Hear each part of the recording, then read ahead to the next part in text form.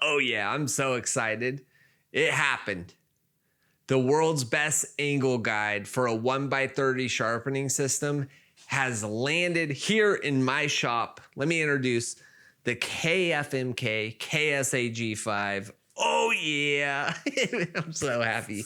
And guess what? The big news? We're giving this one on top away. You could win it. How do you win it? It's super easy. Comment below your like the one tool, the one thing in your shop that you can't live without when it comes to sharpening. If it disappeared today, it's all over. What's that one thing? Comment below what that thing is. Number 2, join the Sharpeners Discord. It's a great community. There's going to be a link in the description and the pinned comment below.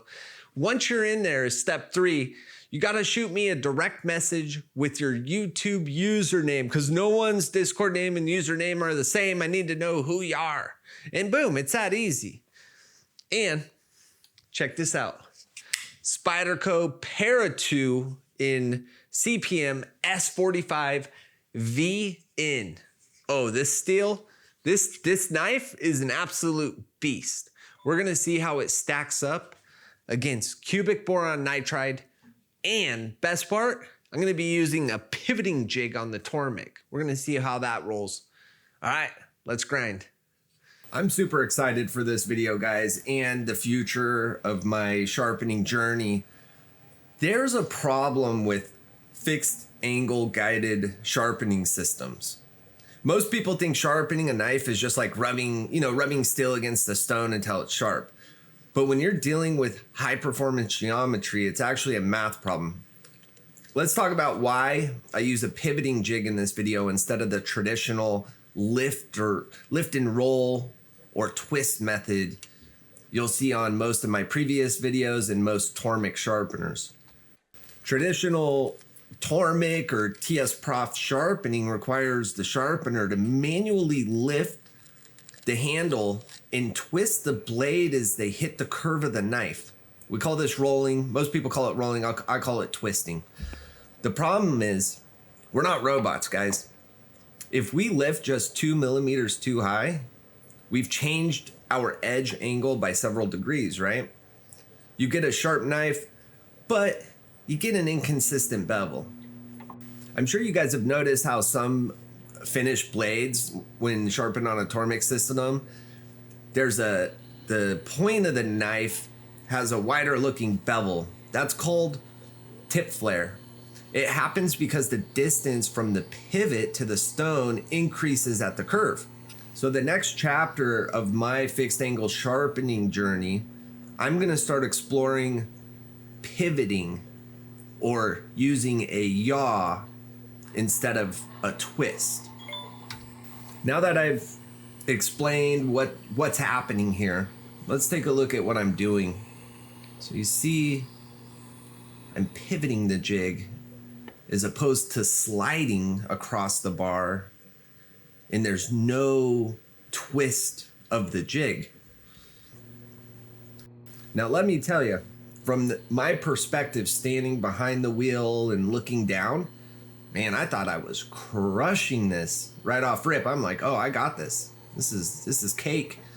But during editing, when I'm able to apply parallel lines using the editing tools, I learned real quick that I have a long ways to go on mastering this. And take a look here. Let's apply a parallel line from my support bar and see how well I do. You see the tip there?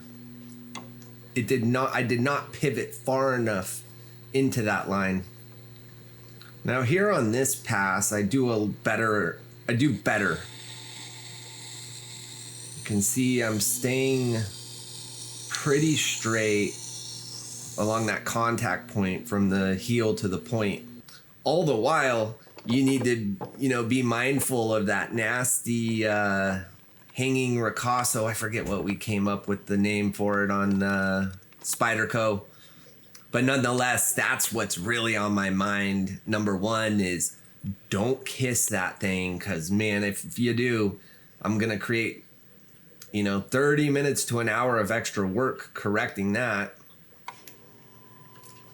Use our Sharpie. That's our measure twice, cut once.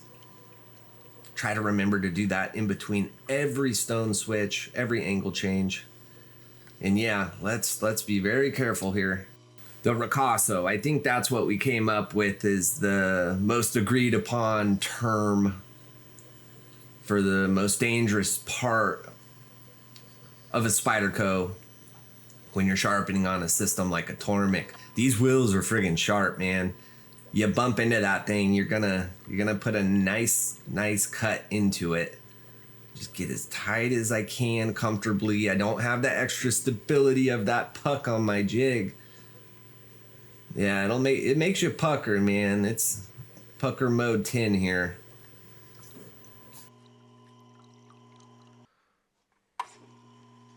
All right, awesome. This is where we're going to get into, we're gonna really be able to see how much trouble I have staying on that contact line. So you need to imagine a square line across this. One cool thing I love about this shot, I bring it up all the time, you can see my contact point. You see that disturbance in the water right down the middle there? That allows me to maintain a consistent tempo. I don't want to dwell too much time on one spot. Not only do I want the right angle from one end to the other, but I also I don't want additional sharpening on the heel, right? So this takes some skill, you know, it takes some time and practice to get proficient at. And I'm pivoting on this pass. I did a better job with the pivoting jig than I would have with the traditional jig where I would have had to have lift. We definitely got a more consistent angle there. Just taking our time. We gotta stay away from that Ricasso. Let's get a little time on the heel. Oh boy. I don't want to put too much pressure on that edge. And then we go. Pivot. That was a good one. But let's look at what some not so good ones look like. Let's set up our line. Look at the support bar. I use the support bar to get our angle, our plane, and we're gonna go ahead and slide this over right there in front of the blade. See that difference in angle? Okay, not too bad there. All right, let's be careful lining up.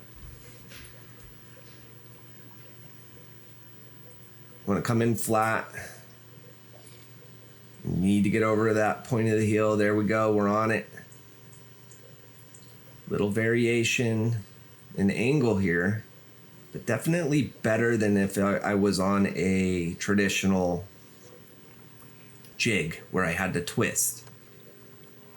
Let's talk about this steel, S45VN. Man, it's some, again, another special super steel. You know, when it comes to the wear resistance, it's not in that league of 15V or Maximex or, of course, Rex 121. But the trade-off with, you know, in comparison to those steels, they might stay sharper longer, but they're more difficult to sharpen. A lot of people are reporting microchipping. S45VN, it's a bit more forgiving. Nonetheless, these CVN wheels, I mean, I haven't really ran, even with Rex 121, I had to start out at a higher grit, but it wasn't like a challenge. Now for our saltwater crew, S45VN shines. It's got that extra nitrogen in it, so it's not gonna corrode, you know, as easy as, let's say, M390. So if you're hanging out near the saltwater, like myself, or maybe you live in a super humid environment, you know, you might go S45VN over 15V. Now, sometimes it might appear that I have a cameraman, but I don't. I'm solo. I do this all on my own, and sometimes I make mistakes and I forget to focus. Gosh dang it. Dang, I'm done. This one's finished. All 7 of this man's knives, they're all razor sharp. Kind of bittersweet. You know, it's funny, like life is funny. One text message, one email turns into a conversation, then it turns into a transaction, and then the next thing you know, it turns into a friendship. And what's even crazier is my client is a chemical engineer, right? Okay. Well, I've been working on perfecting my diamond emulsion. And this guy did emulsions for the mining industry for 35 years. Like, what are the chances? And that's what's so cool about life. Sometimes, like, when you deep dive into your passion, the connections you make, how perfect is that? You know what I'm saying? And if you're a solo sharpener, you really should check out the Sharpeners Discord, because there's so many like-minded people in there. Jeez, man, I'm just, this knife. There's so many people, so many like-minded people in there trying to improve their business or improve their edge, their retention. Now we've got knife makers talking about handles and all kinds of amazing things I didn't even know existed. It's a really cool place. Make sure you also, in the comments below, share with everybody, what's that one tool, that one item in your shop, if it disappeared tomorrow, you would lose your mind. Okay? That's what I want to know. I'll share mine below too. Can't live without it. And then once you're in the Discord, make sure you shoot me. I'm easy to find, Corey B. Shoot me your YouTube username. And boom, you're in the drawing for the world's best 1x30 angle guide. Designed by Sharpeners, built by KFMK. Man, everything's so good right now. Oh, holy cow.